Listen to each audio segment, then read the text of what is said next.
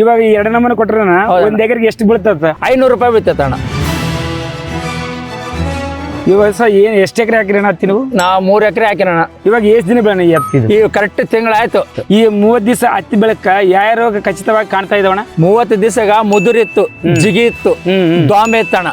ಹಸಿರು ದ್ವಾಮೆ ಸಣ್ಣಗೆ ಅಲ್ಲೆಲ್ಲಿ ಇತ್ತು. ಈ 3 ರೋಗ ಕಾಣ್ತಾ ಇದ್ರೆ ಮತ್ತೆ ಏನ್ ಆಲೋಚನೆ ಮಾಡಿದ್ರಿ ನೀವು?